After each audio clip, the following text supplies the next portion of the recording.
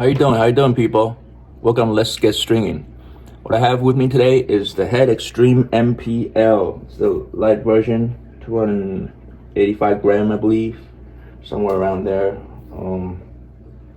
Standard head size, 16 by 19 string pattern. I've strung this once before with 17 Hybrid G17 at 50 to 48 pounds, and today I'm doing the same thing.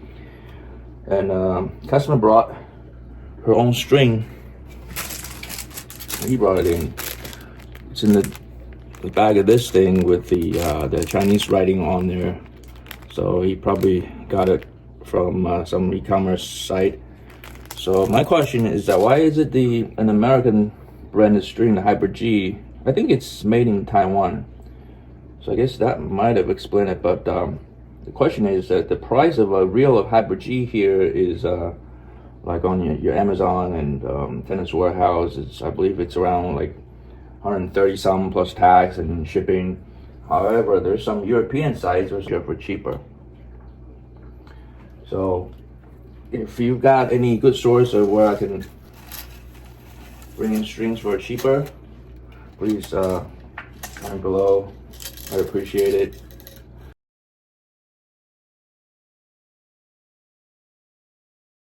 Yeah, it doesn't make sense. You would think an American branded string, it would cost lower in the States, but I could attest to that. That's not the case at all.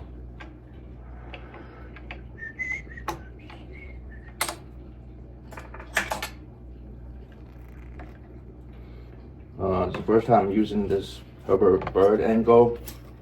He's retired, shout out to him. I don't know how it's gonna come out. I'm using a front-facing camera on my iPhone, so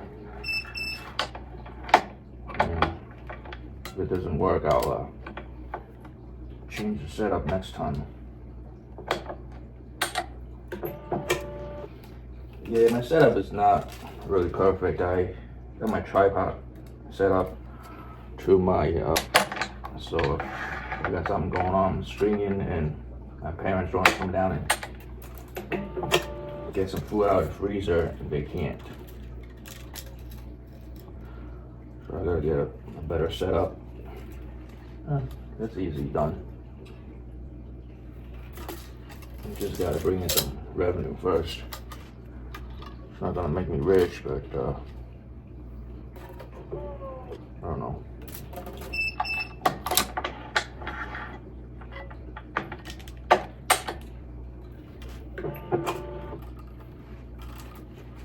Congratulations to Herb, he's able to retire a happy man. I was seeing the video that he made with another YouTube channel that he said he's doing something like 800 some rackets a year or something. That's the equivalent of almost 3 rackets per day. Some days he does as much as something like 30 some rackets or something, which is ridiculous. That means he's got to do it non-stop and no breaks, no nothing, and pretty much knock out a racket in like less than 20 minutes, 15-20 minutes.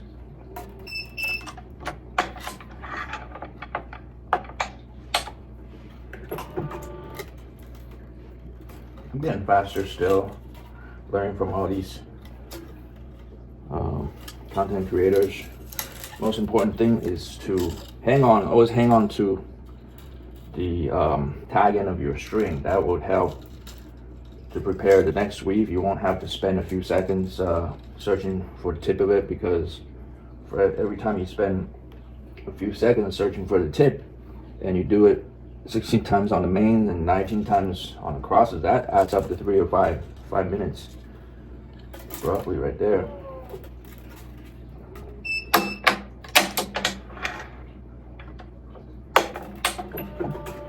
Like right now I could just stick it right in instead of having to fiddle through for a few seconds.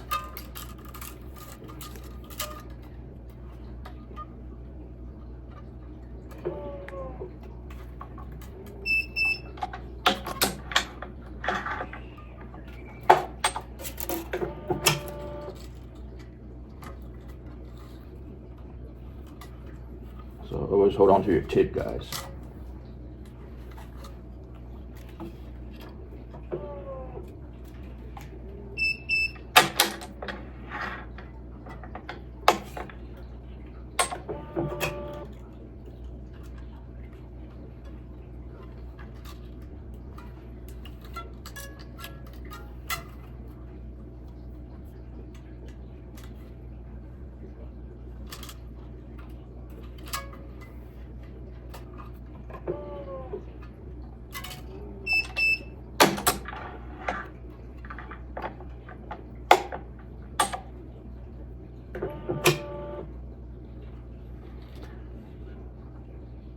So for the 7th string, this racket requires a grommet skip at the 7th hole, both at the throat and at the top. So for the 7th string, I'm utilizing the 8th grommet hole instead.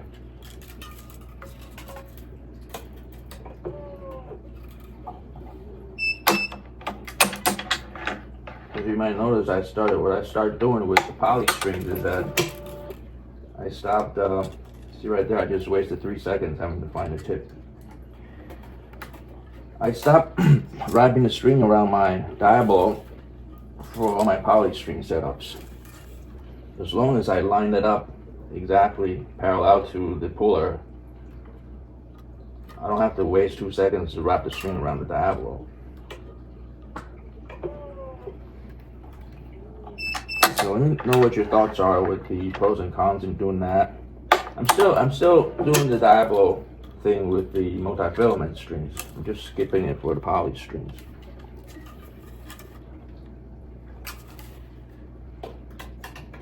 There's a stringer out of the Flushing Metals, the US Open grounds. I think they're called Solo Sports or something. That's the way he does it.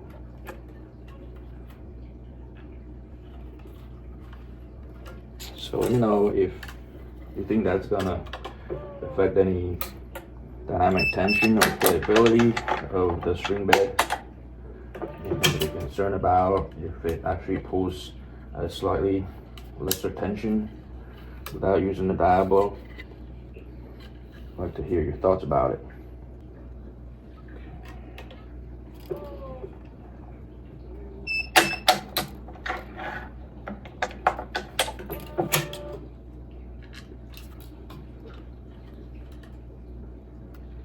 Don't get me wrong, I admire those that can get their rackets done in under 20 minutes.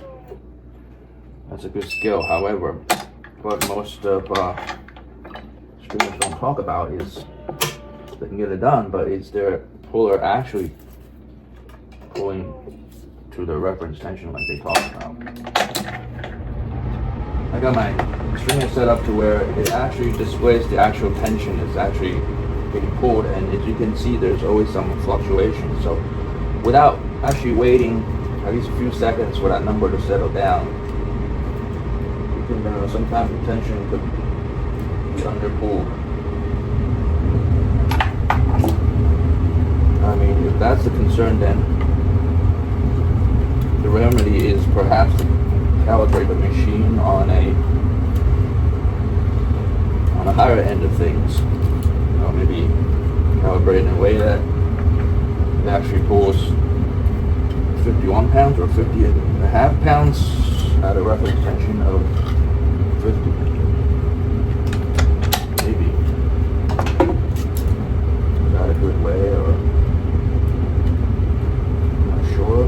Sometimes consistency is better than the accuracy of the tension. This one is hard to get through.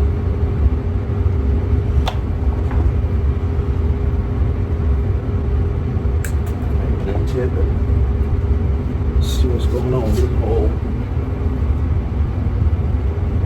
Shouldn't be a problem.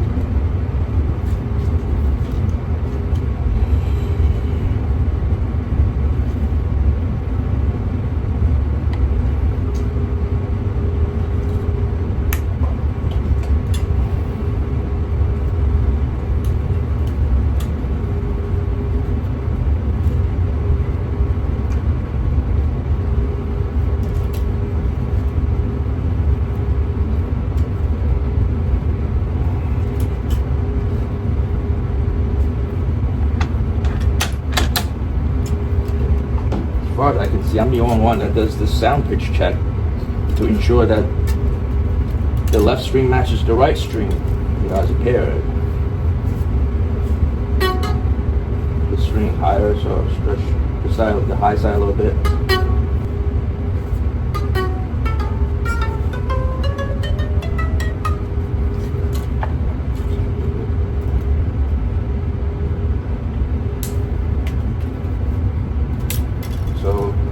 You'll find out for yourself that depending on your string method, your starting method, and your machine and your clamps and your post locations and everything, you'll find that certain starting methods, like I mentioned in my previous videos, with certain methods, you'll never be able to get the right side of the balance with the left side. The way I do it, you know, after a few hundred rackets, I figured out this is the best way I do it in order to get my sound pitch to match up.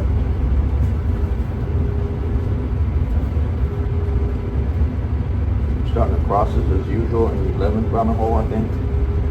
Right. Yes.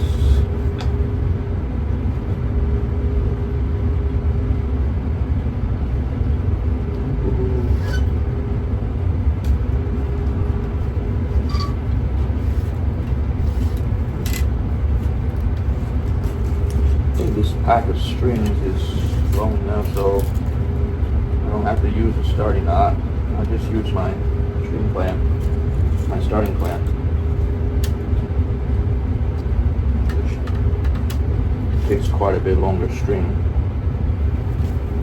I cut this pack exactly in half, so I know that I have more than enough for my crosses, for sure.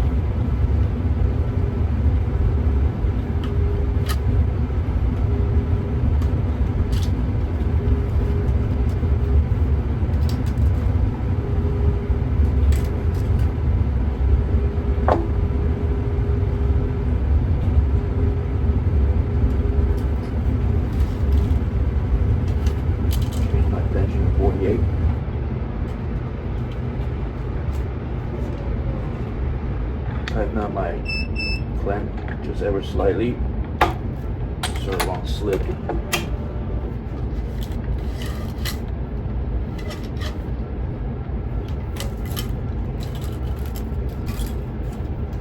Here I go, wasted a few seconds trying to find that tip again.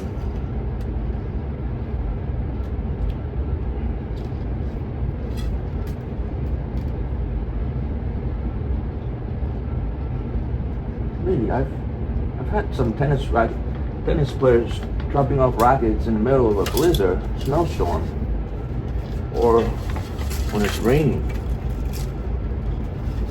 You ever have those customers, diehard, I call them diehard customers like that? We're in the middle of winter, average temperatures in the 20s and 30s.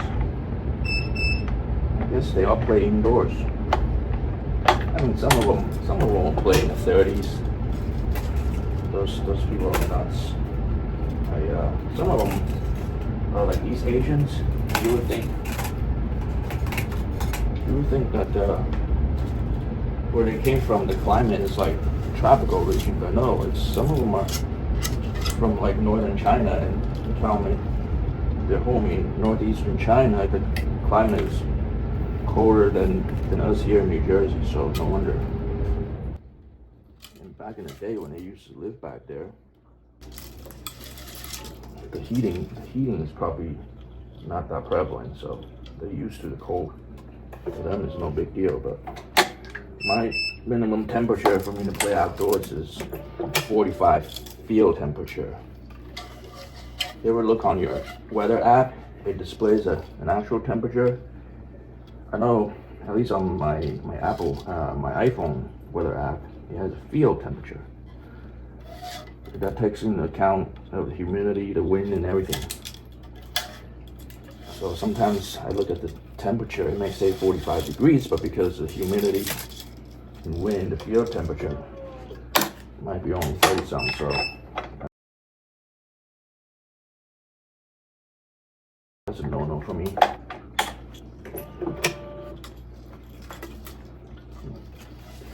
And for the wind, it's nothing worse than playing in gusty conditions outside. You can't judge the ball, right?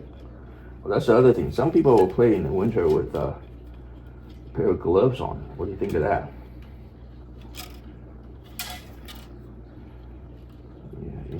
Yeah, my wind requirement is usually the same requirement as if I were to go offshore fishing or something. It has to be less than 10 mile an hour wind. And when it comes to wind, my app also not only displays the average wind speed, it displays the gusts that's the like the instantaneous, the highest gust wind speed. And that could be, I mean, your wind speed might be below 10 miles an hour, but at times your gusts might go over 20 some, 30 some.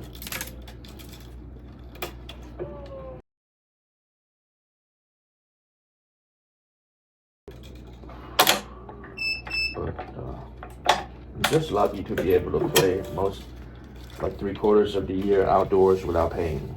You gotta thank God for that, because in certain countries you gotta pay. Whether you play outdoors or indoors, you gotta pay.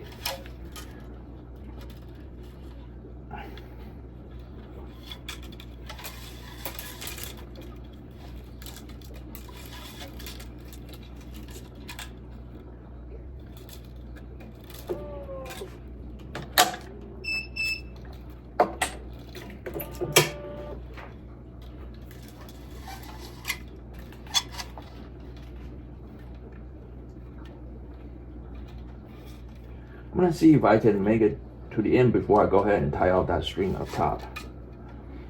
I never felt comfortable in doing that.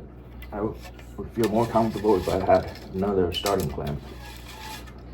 But I'm gonna see if I can manage it. I usually would tie off that thing after the 4th or the 5th crosses. But I feel like if I'm weaving and pulling with a good rhythm, I feel like it may be faster for me to put off the tying off until the end. We'll see.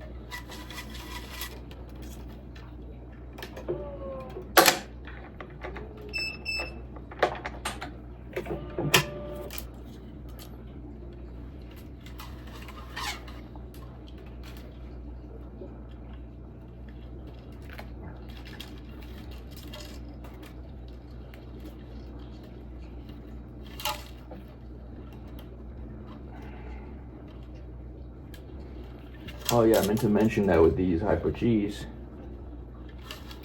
yeah, whenever they get the stuff from China, there's always a bit of concern if the product is genuine or not, or it could be counterfeit. I compared with this reel. I compared the black print on the actual string. It says Hyper G 7. So Linko Hyper G 17, and some code number next to it, and the font size and the font type, they match, and the spacing, they match. So, but then I'd imagine if you were going to be a counterfeiter, you're going to counterfeit the string and the color already, you're going to be able to counterfeit the font type too. Because I looked online. Some people showed a picture of some counterfeit with the mismatch on that label print. Those you could tell right away.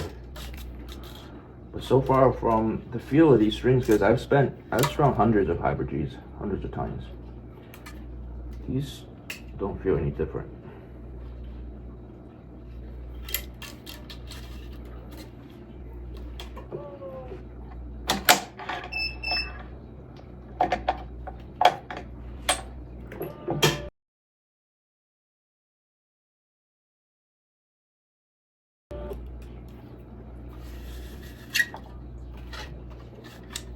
Yeah, one thing about winter here is that I haven't played in almost a month.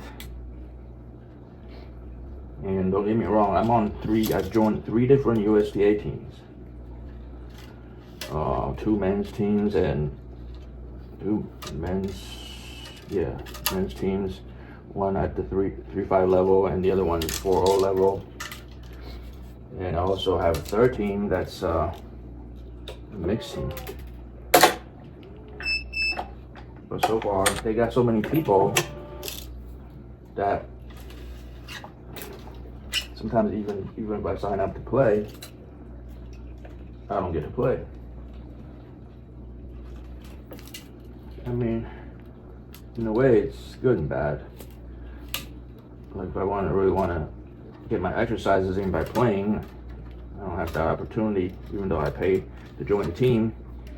But on the other hand, the cost of indoor court rentals around here, after you divide it up into 7 or 8 different players, it's still going to cost me $25 to $30 to play a 90-minute match. Yeah, our winter leagues here, it's common that every match takes 90 minutes instead of 2 hours. So they got some funky ways of counting the scores too. I've been screwed on that. The first couple of times I played out those rules because it was an experience. I got nervous and lost the third set tiebreaker, or lost the second set deciding tiebreaker or something because I wasn't used to it.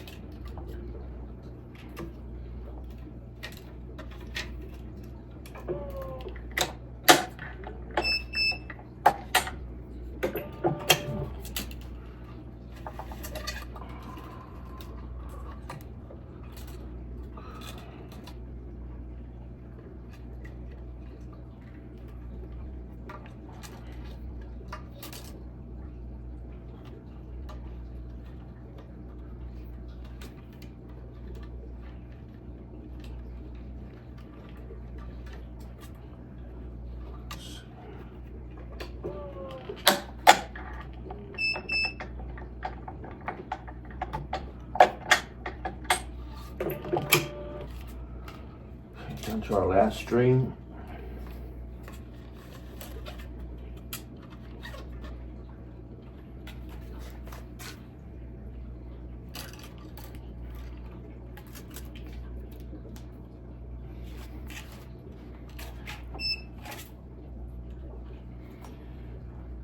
Always make sure I push in on this loop over here so to help take the slack out.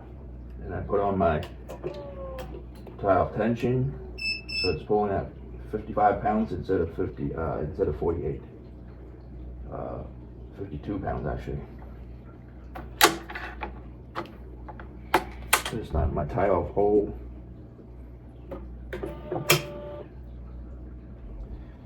Oh, this is where I can't do the tile because my starting clamp is up there. So hopefully this works. I'm gonna have to pull this first string with the knot tension again. Not again. It's the first time I'm pulling tension on the first string, because I started stringing from pulling tension on the second string. Get this clamp off.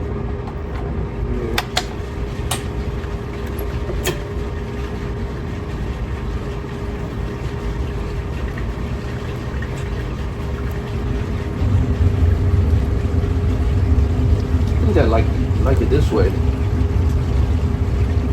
better, because I'm tying off 2 knots at once instead of 1 knot. I mean, not at once. Tying off 2 knots back to back. So in manufacturing, we call that batching process.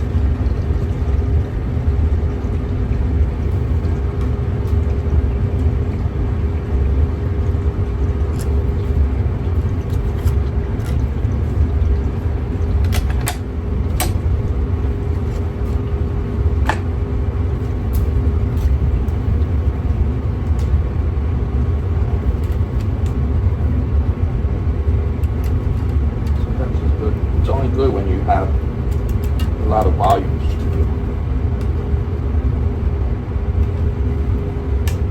Because over time, the time savings add up. But if you're only doing like one racket at a time and you're batching. It saves less time there too. If you're a stringer who does a bunch of rackets back to back.